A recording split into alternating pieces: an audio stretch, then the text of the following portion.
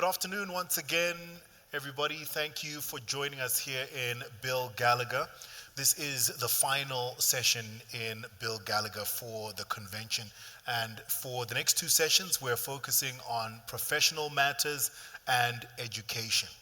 Our next discussion is on professional justice. So I'll hand over to our two panelists, Mickey Lowther and Jonathan MORT.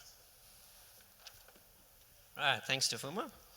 And thank you for those who are here. I guess we might get a few more in a minute. Can we get our slides up? There we are.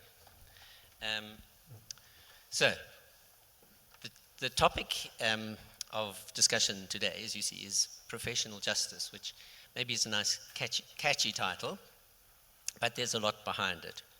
This morning, Jeanette Marais referred to the problems of having a CEO who was very strong and wouldn't change his mind and didn't know that he'd made a mistake. And that's partly why we're here today. Some of you may remember, 20 years ago, there was a insurance company in the UK called the Equitable. It was the oldest insurance company in the UK and had been going for 250 years. But it had one of these CEOs, an actuary, who was not going to be overruled by anybody in his team. And in those days, interest rates were in the sort of 10, 15%. And he thought as a nice marketing tool, we'll add a free guarantee so that interest rates will never drop below 4%. And of course, we don't need to fund for it, anything like that, because it'll never happen. And of course, it did. And sadly, the company got into serious trouble. And the British government were very upset because this company was like the sort of Old Mutual of its day and had half the private pensioners in the UK were now losing a great chunk of their pensions. And so they said, whoops, we must do something about the actuarial profession. Maybe it should be run from a government department. But they started off with the Morris Review, which looked into the governance of the actuarial profession. And didn't go quite as far as saying the government needs to take over the actuaries, but you did need some more governance, some more self-regulation, not just do what you think is best. So they started this concept of an oversight board. They called it the Board of Actuarial Standards in those days. It's been through different names over the years. But the South African actuaries, to our credit, I think, said, well, let's do something similar before an accident happens. So back in about 2005, we, as members of the Actuarial Society, got together and said, right, let's create an actuarial governance board that will oversee the governance of the society. And in particular, we'll give it the role of owning the disciplinary process. In fact, owning it so much that it's completely owned by the governance board and has the complete discretion to create a code that they think is fit for purpose. And the board is independent, not just because it has the power to do anything, but also it's not made up only of actuaries. In fact, there are 4 people on the board, one of whom is an actuary, but the other 3 are all independent professionals from other fields. The Bar Council appoints a senior advocate, SAICA appoints a senior accountant, and the FSCA appoints somebody to represent them, usually sort of like a pensions lawyer. So that's where we're coming from. That's the sort of background to the work we're doing. Last year, we had a big change of personnel. I was appointed as the new actuary on the board, and most of the other members had also reached their term and were replaced. My friend Jonathan here is the FSCA representative. The mandate that you gave us was to continually review the disciplinary process. So as in the new boys on the block, we got down to work and said, right, let's sort of apply the actuarial control cycle. What is it that we've been asked to do, rather than just saying, that looks nice and that doesn't look so nice. Let's try and theorize what we are doing.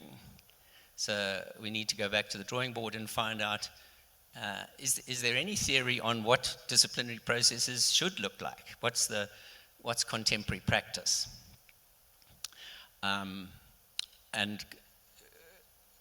So we started a research project, and we discovered there's quite a lot of stuff out there, and it may take quite a long time to work through.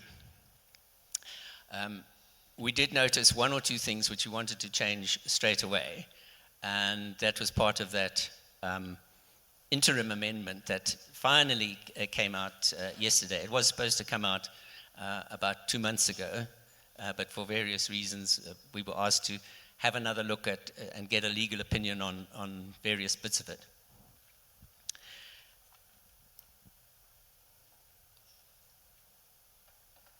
Up to now, complaints have not been a big issue in ASA. I mean, we're a fairly small and fairly well-behaved bunch of people. And you can see from that slide, over the last 3 years, very few complaints were made, and even fewer were upheld. That table doesn't include a few more complaints that haven't been resolved yet.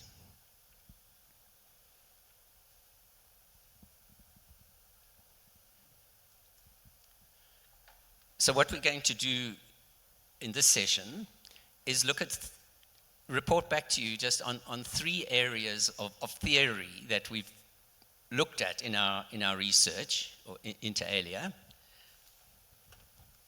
and then using that as a theoretical input, look at certain aspects of disciplinary process, and in fact get your opinion, because on the app we have set up some questions, and when we get to each one, we'd like to ask you to vote yes or no on the various issues.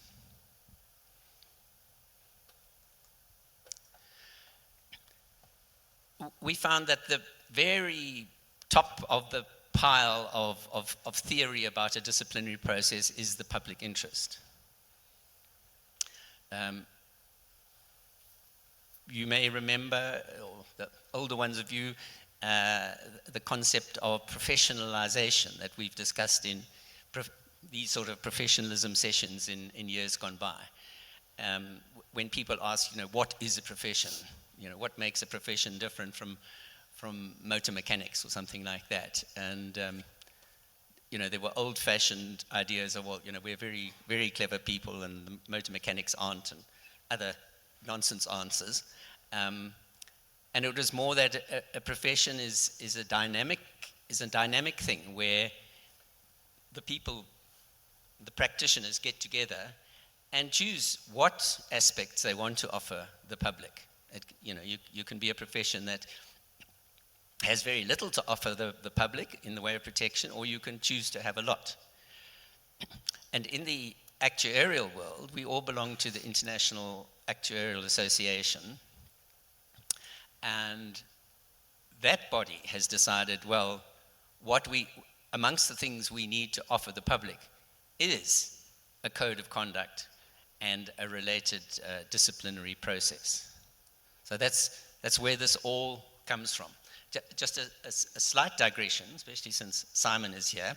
The public interest that we're talking about really is laid down by the profession, and we're not talking about members individually having to think about the public interest when they're doing work, because the idea is that the profession draws up guidance notes and ethical codes and things like that, and sort of says to us as members, if you do your work following these guidelines, you will be assumed to be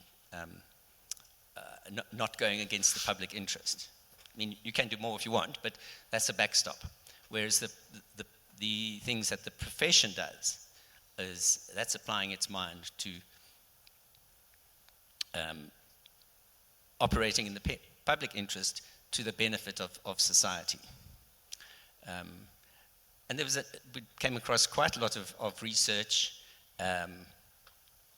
on the nature of the codes, using words something like, accountable, transparent, consistent. Because if it doesn't work, then it's a smokescreen and it's serving the members rather than the public. So that was our sort of first body of theory to look at. I'm now going to hand over to Jonathan, who's going to talk about the next body of theory, which is the legal background to codes of conduct and disciplinary process. Thanks, Mickey. So I'm just going to give basically the legal framework and some of the legal issues that come out of this. ASA is a private body in that members belong to it by contract, but notwithstanding that, I think we can be quite clear that they perform a public function. And the importance of categorizing much of their work as public function is because it is then bound by the Constitution. And it's a public function because there are at least two pieces of important legislation which relate to big financial institutions which require the input of an actuary, and that actuary must be a member of ASA. Those two pieces of legislation are the Unemployment Insurance Act and also the Pension Funds Act, which many of you will know requires a valuator to be appointed where the fund is of a certain type, and that valuator must be a member of ASA. But it's not just because of those two pieces of legislation. Members of the public at large and also, of course, private individuals are impacted to quite a big extent by the work of actuaries. If you think about what they do with the commercial propositions around short-term and long-term insurers and all sorts of other big business interests, banks, medical schemes, and so on. So because the Constitution binds ASA, it's also bound by the Bill of Rights. And one of the important issues, for example, that comes out of that is that members then have the right of freedom of expression. But there is a tension here because it is a private body, and that being so, ASA can, because of the contractual nature of the relationship with its members, impose some form of limitation on that freedom of expression.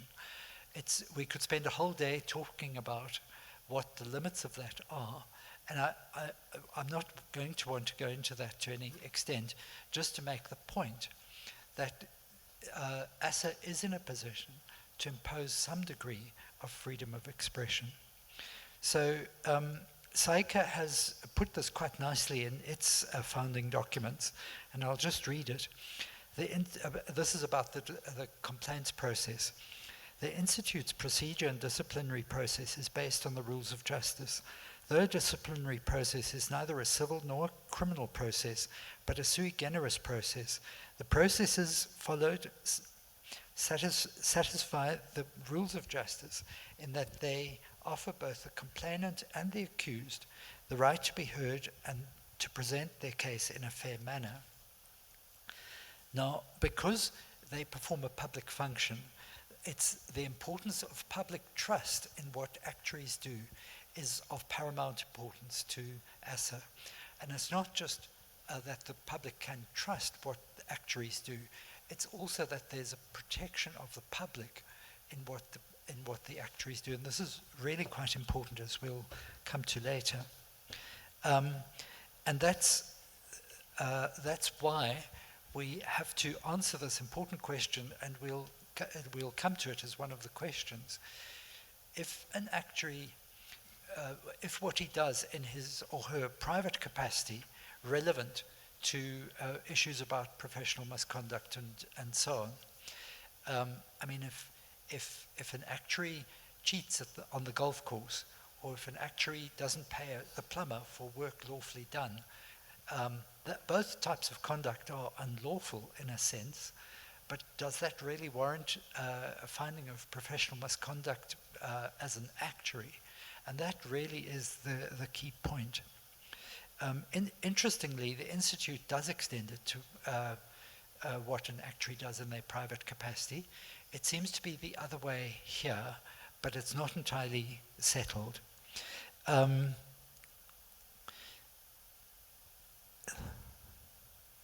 There is one situation where what an actuary does in their private capacity is very relevant from a professional misconduct aspect, and that's if they commit fraud or any other kind of act of dishonesty. And that's why it's actually mentioned specifically in the procedure, the disciplinary procedure, that conviction of either of those is prima facie evidence of professional misconduct. There is a wording in the Code of Professional Conduct, ASA's Professional Code, which is not quite clear in this issue, and I'll read it to you.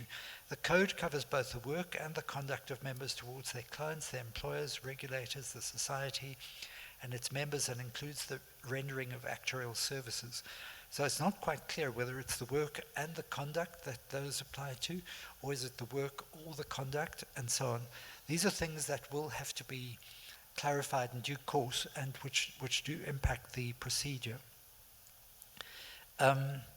So, as I said earlier, because the Bill of Rights applies, it means that the rules of natural justice also apply to the process of the disciplinary procedure. And there's a very important component to this, which is, as I alluded to in the extract from the Psycho Constitution, that, and it's about the audi alteram partem rule, which is that if the other side always has the right to be heard, to be able to present their response to a claim against them in a fair manner. So with that, I'm going to hand back to you, Mickey.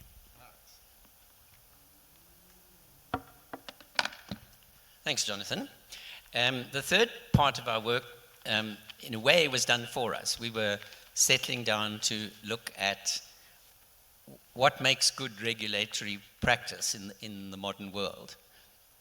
But we were lucky to find that the IFOA, the UK actuarial profession, had just finished a multi-year, multi-person project. Obviously, they've got a whole lot more resources than we have, so we were quite lucky. We're not saying we'll just implement everything they've done, because they are a very large society spread over many countries around the world with a lot of members. But still, there's a lot of good stuff in there. And their principle, again, similar to what I was saying earlier, is the public interest and the independence of a disciplinary process are the real founding principle. But also good regulatory practice, and they canvassed a lot of codes, and the words they came up with was that the code should be transparent, accountable, proportionate, consistent, and targeted. So that's quite a nice lot of coat hangers to help us fill in the small print. Clear communication, that anybody who reads the code, either a member or the public, should be able to understand it, not like an insurance small print document. Flexibility, that you don't have to have one size fits all. You know, it would be nice if there's some principles in one place and detailed stuff in another place, which makes it easier to amend or to decide on different needs for different circumstances. And simplicity, some of that other stuff can go into guidance notes or criteria. So the UK have published additional stuff saying this is a guidance on publicity, which was a question that came up this morning, and we'll get back to it in a moment, on awards for costs in a tribunal, guidance on sanctions or punishments, and so on. Perhaps the most interesting thing in the UK code is their definition of misconduct.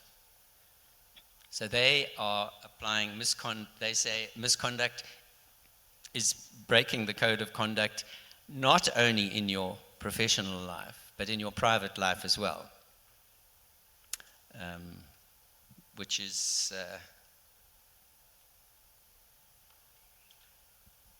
sorry, hang on, I've jumped the one question. There's two questions that arise from the UK.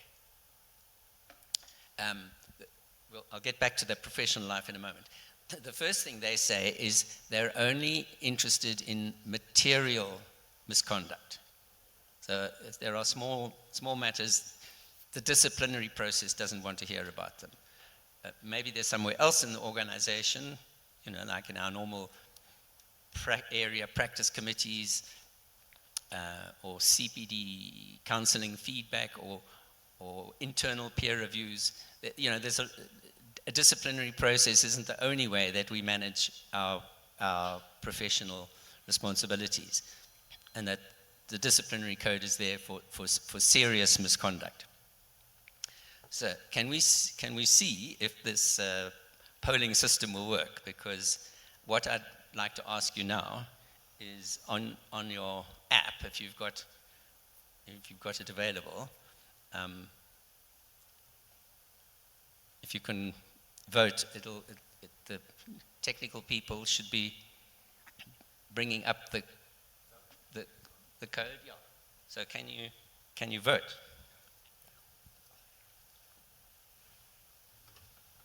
What's happening there?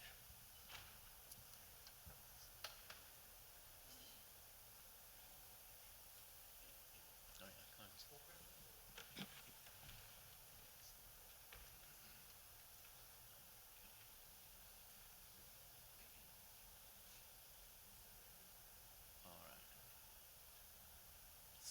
All right. So it looks like we're settling on about 55-35. Thank you. Just write that down.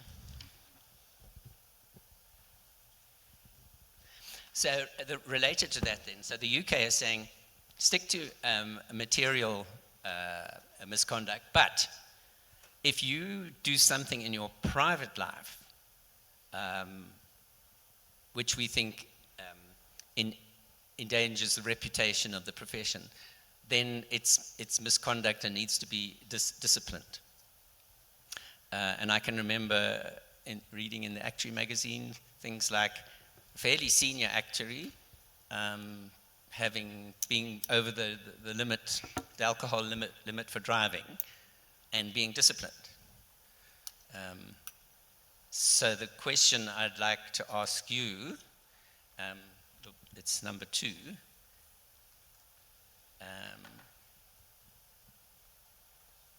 Professional life, I think we can be quite broad, not just doing actuarial work, but doing any work where you have identified yourself as an actuary. You can be a pension fund trustee, and you were appointed because you were an actuary, but you're not actually doing actuarial work.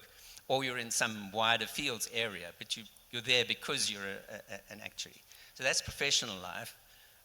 Beyond that is like drink driving and other things. So can you vote on question 2? Okay,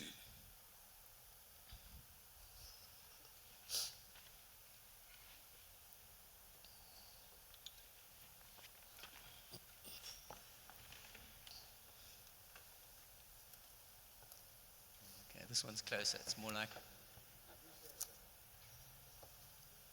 55, 45-ish, okay? Right, thank you. And now I'm going to hand over to Jonathan to talk about the next area. Thanks, Mickey. So I'm going to raise the issue now of mediation. We're going to vote on that as well. And just by way of background, ever since there were ever lawyers, there has been a kind of trial process. But more recently, in jurisprudence, has favored very much some form of alternative dispute resolution, not only to reduce the bottlenecks of the courts, but also because it seems to have become abundantly clear that the courts and resolution at the courts should really only be a very final last step. And in any event, a mediation could very often be a far more appropriate way of dealing with it. So in the disciplinary procedure that you would have seen an introduction of a mediation provision there. Now that mediation provision did previously exist, and then a few years ago it was taken out, and we can't quite work out why it was taken out. It may have been that it was because it was just not really used. But certainly more recently, in some of the matters that have come up, it seemed to both the AGB and the disciplinary committee that it would actually be a good thing to have it there as an option.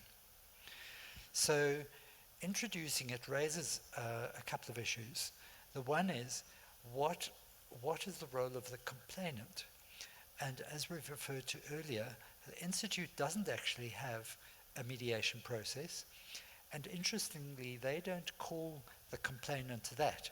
They call it rather the referrer, because it is only to do with how the society as a whole is impacted by professional misconduct, not by what the complainant may feel personally about the particular issue.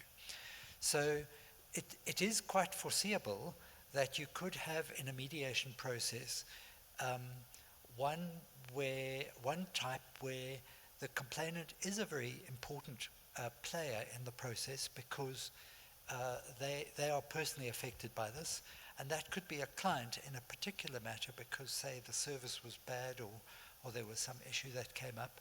The other is where that is less so because the conduct complained of is quite egregious, and it really is something that the society has a much more predominant interest in making sure that a correct standard is set, for example. So, you have the one side of the Institute's position. Interestingly, the International Association of Actuaries requires a disciplinary procedure to have some form of what they call a conciliation process.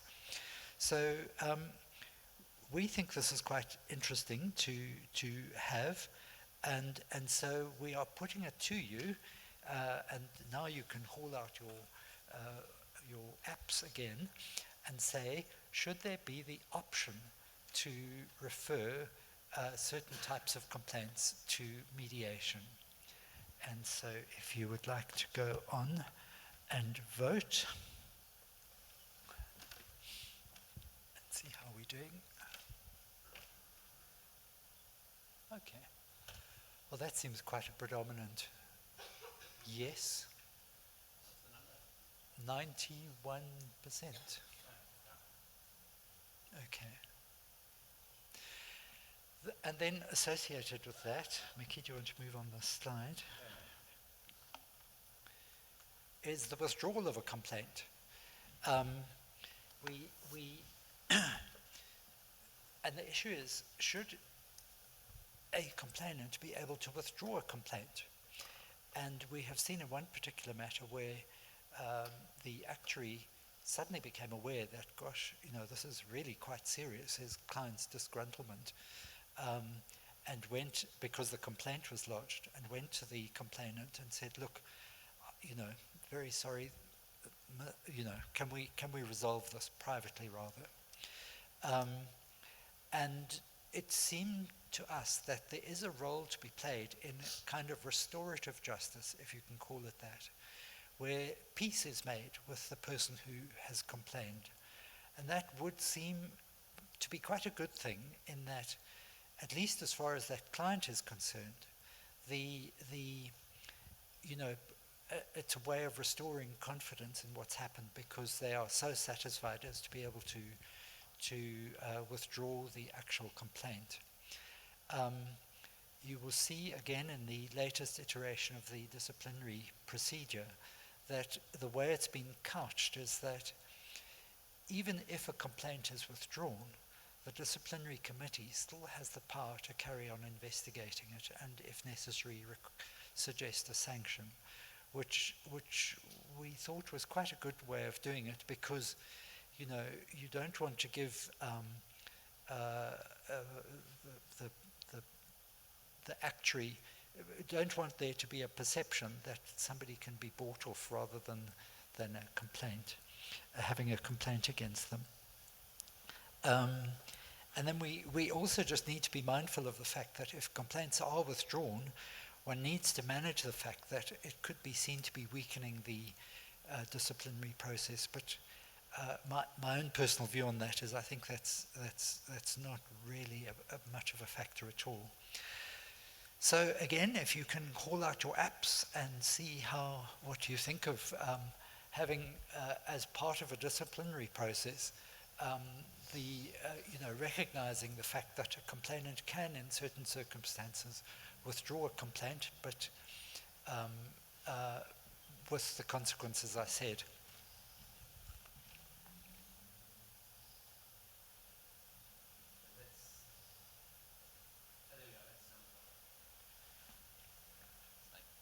What's that, Mickey? 80-20-ish. Oh, okay, that's very, very helpful. Thank you. Okay, so Mickey, back to you. Right, we've got three questions to go. Anonymous complaints. I mean, we see terrible stories from time to time about what happens to whistleblowers. So there may be times when we want to draw some misconduct to the attention of the society, but for various reasons we can't. I think at the moment you have to declare yourself to make a complaint. Should there be some system, and there may be various ways of doing it, where people can submit a complaint anonymously? That's question 5. Can you vote on that, please?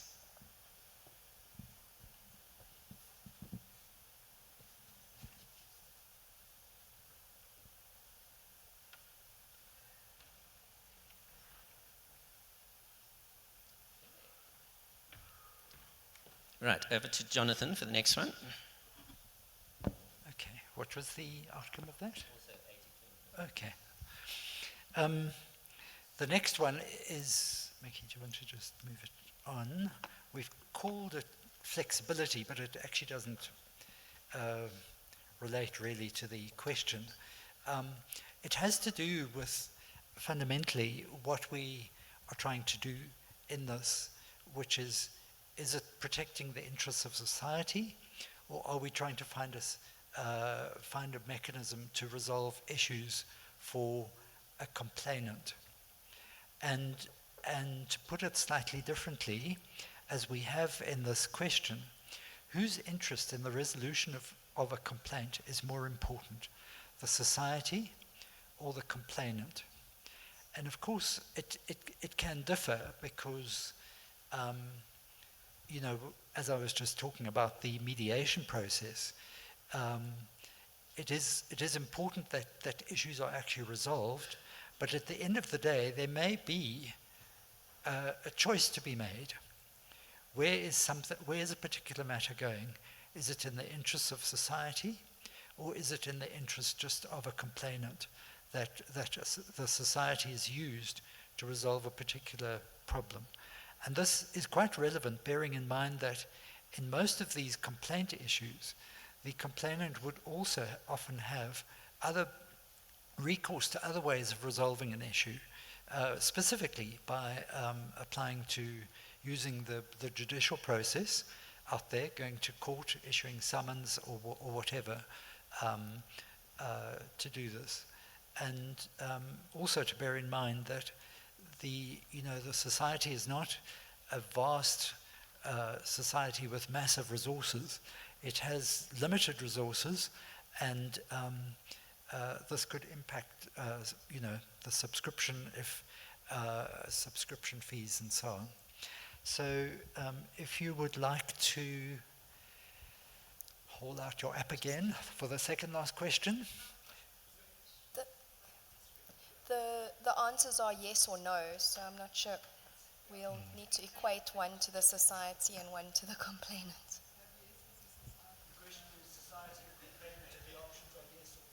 All right. Well, one is society and number two is complainant. So whose interests are more important in resolving this, in this dispute resolution process? The society or the complainant? So one is society and two is the complainant.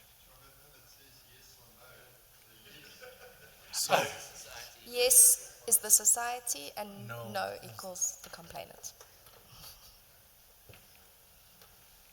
Okay, so there we have 81% for society. Wrong one. Oh, oh, there we go. 61%, 62% society, 11% complainant, and 25% have no strong view. Okay, All right, sorry about the yeah. missing in action there. All right, last question is publicity, and this actually came up this morning. And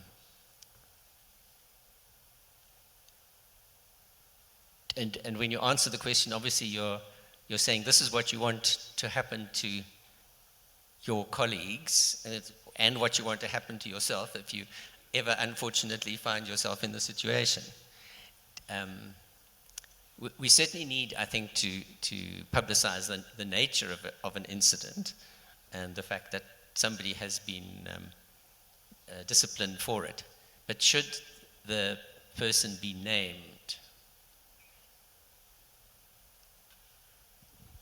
Sorry, Mickey, can I just add Yes. something to that? We were discussing this morning with our co-AGB member, Advocate Lindlani Sigogo, and asked him what he thought. And there's one exception to this, which please shouldn't influence you or shouldn't apply to your answer. The one exception is if a member is expelled from the society for misconduct, then that would have to be publicized, as much for the protection of the public, so that the public knew that the member was no longer an actuary in good standing. So apart from that, as a general principle, would you want people to be named in this?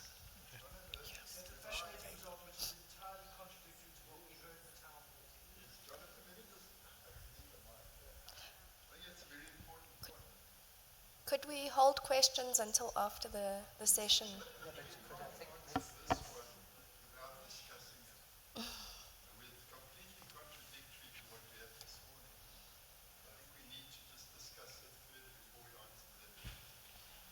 Okay, that's fine because we're almost at questions anyway. So, Okay. so yes.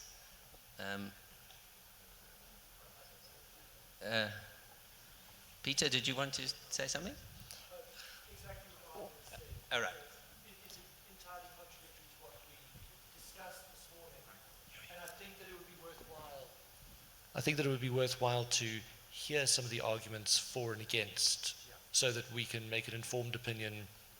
Whether you choose to listen to it or not is, of course, your own prerogative as the AGB.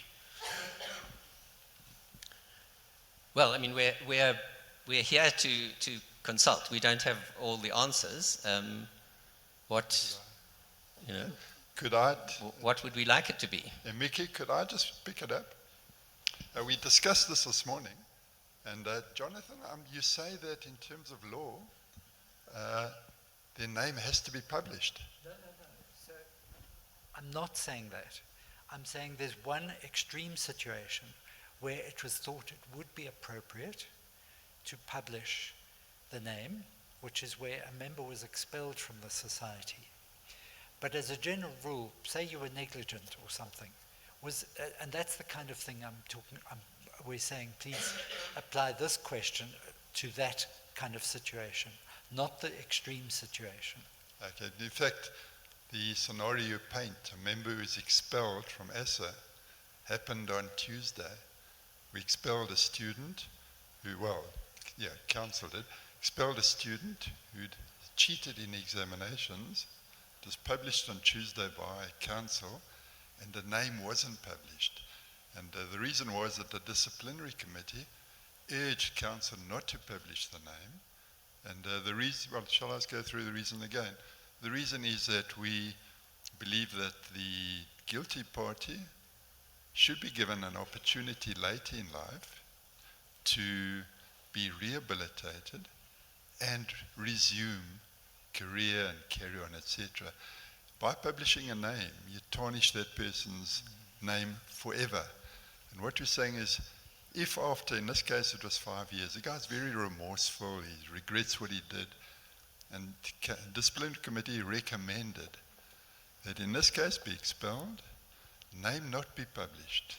After 5 years, as allowed by the procedure, the guilty party can approach council, and if council is happy this person's rehabilitated, has paid the price to society for the wrongdoing, that person be allowed to then, the record will be expunged, that person will be allowed to then resume life as normal, having paid the price. And so my recommendation this morning, I think it was accepted by most people, the name not be published. Well, we get a case recently, about 2 years ago, where a student who just ignored the disciplinary process, etc., ignored everything, was expelled. The name was published because that guy's no longer a student. But in this case, the guy should be allowed to come back, having been rehabilitated, and continue life without his reputation being tarnished. So what you're saying, in the case of expulsion, name must be published, is completely contradictory to this morning. Yeah, so Arthur, I mean, that's a really good point. And I mean, my own personal view is that nobody is ever irredeemable. And I think maybe the question would better be, should council have the discretion about whether to publish a name? And I think your example is a very good one of why one shouldn't actually. I was trying to make it easier to say for all those other cases. And so don't think of the most extreme one. Yeah, so. I see another hand over there. Can we get a mic? Hi. So I think I raised that point, or someone else raised that point, and I totally disagree. In the court of law, you are held accountable for your actions, and when you are found guilty, that record is forever there. In this case, cheating is not something you do by mistake. You don't fall into cheating, and so you are found guilty by a disciplinary process. You should be named, you should be expelled from the society, named, and then after a period, like you do when you're incarcerated, and I'm sorry making such wild, exaggerated statements, but then you get a chance to be paroled based on your actions during incarceration, and that record does not get expunged. So it's not like you can't get a second chance, but actually, people need to also be held a little bit accountable for their actions. And it's not to say no one will ever give this guy a chance, but actually now he is going to have to work harder for the rest of his life to get that chance because of not a mistake, of a repeated offense that he made voluntarily on the chance that he's going to get away with really dishonest behavior. It's different if you make a mistake in your model and you come up with then you can say, oh, I didn't think about it, I'm so sorry, I put the wrong information out there, people have made decisions, I'm really sorry. But in this case, it's quite blatant, fraud. And that, I think, is quite a big thing to just say, shame. And sorry to say, I know, you make mention of the fact that the guy was repentant, but in almost like judicial system, it should be impartial of how you feel about it at the time of kind of sentencing. At the time of parole, you can go, okay, the guy repented, we can give him another chance. Not at the time that you're kind of doing the judgments. Yeah, but Joe, if I can just say, I think if the person is really, the conduct at the time of conviction, as it were, is quite crucial to what the actual sentence is. And this is like a capital sentence for a most egregious offense, where I would think there wouldn't be any kind of remorse or anything. So it's only remember what we're talking about here is an option. Not that I think council will do it in every case. Thanks, Mickey. Thanks, Jonathan. So I must say I agree with Joe. I think that the actuarial society mustn't be seen to be soft on people who commit such offences. The decision to cheat or not is a decision of judgment. It's not a technical error. The technical error area is where I think you have room to move. But where you have shown bad values, bad ethics, poor judgment, in fact, bad judgment, I think that needs to be made public, certainly at least to the actuarial community, because we refer work to each other all the time. And if there has been an error of judgment on the part of an actuary, and you as a society didn't let your other members know, and another actuary refers work to that person, unknowing sort of, or not being aware of that error of judgment, then you're actually placing that other actuary at risk as well, because then that actually makes a referral. Clients very seldomly question one actually making a referral to another actuary. And it could well come back to bite that actuary. I mean, I'm the curator of an insolvent insurance company at the moment. I have meetings with the Prudential Authority every single week. You have no idea how disillusioned some members of the Prudential Authority are with the actuarial profession because of the way some actuaries have conducted themselves in the matters that I've had to deal with. And I find myself having to defend the Actuarial Society and its processes in terms of defending professionalism of the industry. So, I think, and the other point is actuary's judgment is key in the execution of his work. When he's making assumptions, or when he's developing assumptions around models, when he's deciding on simplifications to models, he's exercising judgment. So a decision to cheat is a display of poor or bad judgment that I believe needs to be made public. Thanks. All right, thanks, Parkmita. There's yes, the gentleman halfway down, and then another one right at the back. So, I guess the same type of theme, but maybe just a couple of questions associated. My understanding is that it was a repeat offense by the individual, so I'm not quite comfortable with remorse in that context, because there was a warning, and that was the early phase. Then they were caught out again. Then we looked again and found that they were, they might have been caught again. So I think it was a multiple repeat offense, which doesn't talk to good judgment, and it actually talks to fraud. So what would be the difference between stealing money from an employer and stealing or earning an income you don't deserve from an employer? So on what basis would fraud be a problem, and you'd want to highlight it, but you'd argue remorse after the event, but no remorse during the process? And then the difficulty that I have, and the thing I would like to understand is, at what point is it our responsibility as a society to protect the profession? Because if no one knows that the person has committed this fraud, so aside from being an actuary, even if the person's not an actuary, gets a job off the back of a reference that they didn't deserve, the employer is not aware of the fraud having been committed, and the person just says, I want to stop studying at this point. It just sounds like we're not being very protective of our society. And we're also creating an environment where if someone believes that all they need to do is say that I'm sorry after I've gotten caught badly, that I'll be okay to be able to perpetuate it, it seems like we're actually doing a significant disservice to our society. Right, thank you.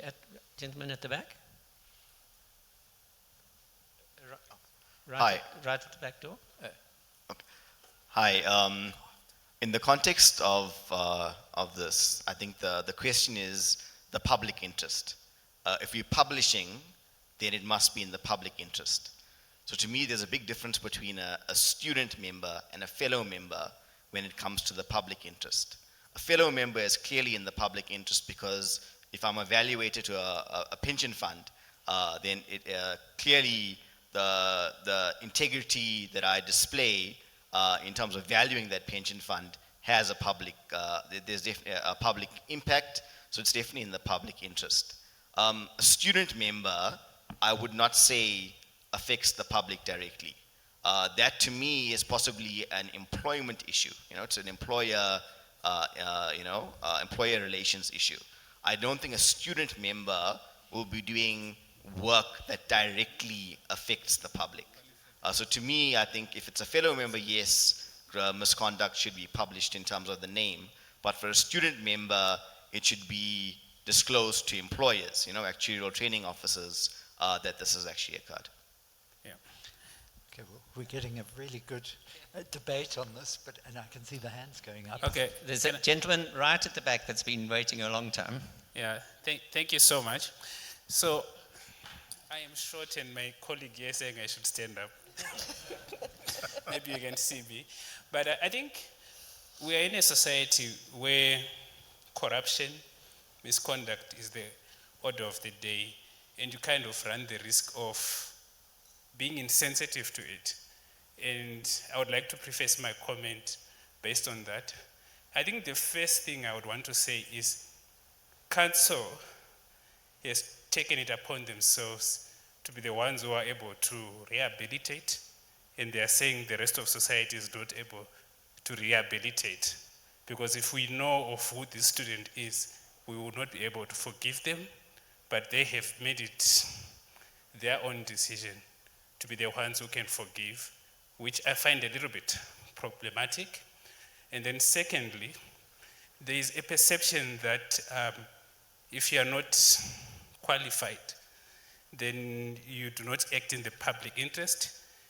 The public, they have a very narrow distinction between a qualified actuary and a student.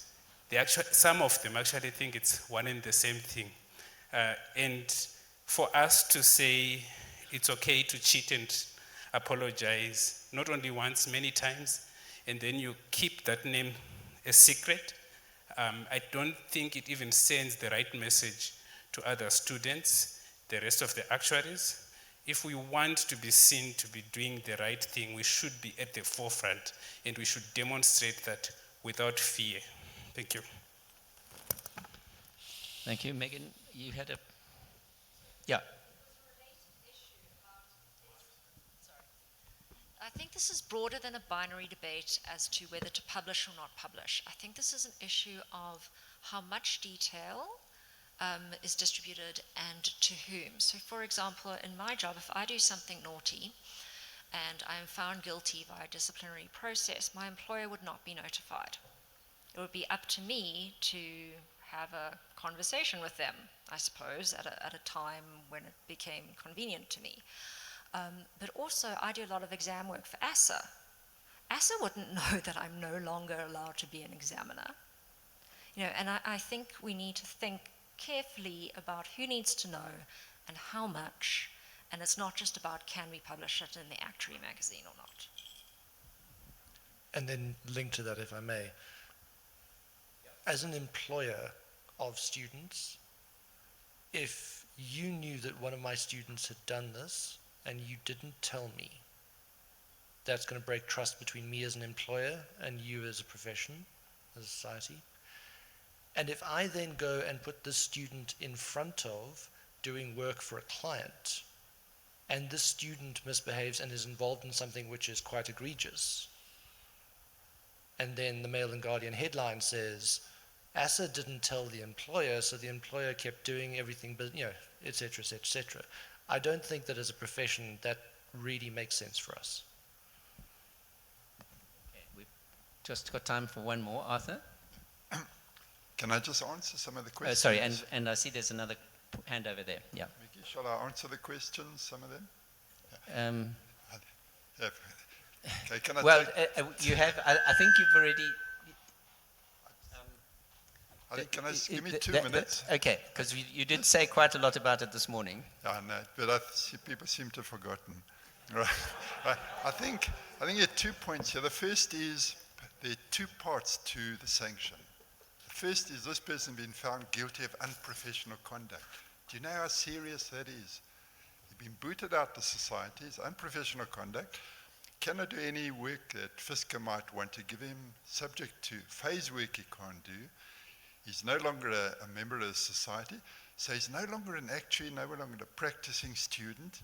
So the idea of, I'm now approaching a student or an actuary to do work. That person is not an actuary. They can't do the work. The second point is, if you're a CFA charter holder, you've got to disclose that. It affects all those other associations as well. The other point I want to make is that,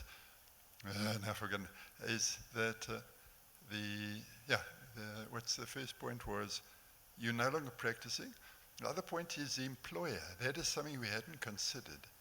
I spoke to Mike about it afterwards, and the employers are all ATOs. So that will come through automatically when they renew. ASSA says, but this person is no longer a student. Now, we might have to take it up. Maybe ASSA needs to notify the employer now. And that, I think it'll cover that. But please, Fagmida, there's two parts. The guy's unprofessionally conduct, been found guilty, and that's got massive ramifications. We can't, don't publish the name, because that's a permanent, a life sentence. You want to allow for rehabilitation. Thank you. Okay. Thanks, Arthur. Okay, one last question. It's Mike, yes. Just a bit of a follow-up there. We've had a lot of talking around a particular case. And I'd say when this first came to light, I was personally busy building the gallows in the foreground of the society office, the feeling I had about what needs to happen to this person.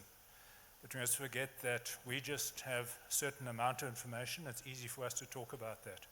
There's information Arthur and his committee and the investigators would have that Arthur can't talk about and that is private and no one else knows about it. And that, so we need to have confidence in their ability to make the right judgment call on the full set of circumstances that they have.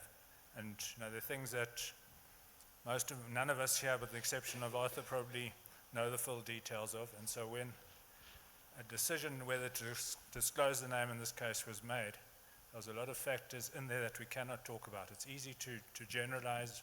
As I say, I personally was sort of measuring out the gallows so that we could do it. As you get more nuanced things, that there may be different approaches, but the important thing is the person is expelled, and as far as the rehabilitation legs on it, they need to, in the context of that, show good conduct in the period, and there's no guarantee that they'd ever have a guaranteed return to the society again. They'd need to show that they merit that as opposed to just have passed the time.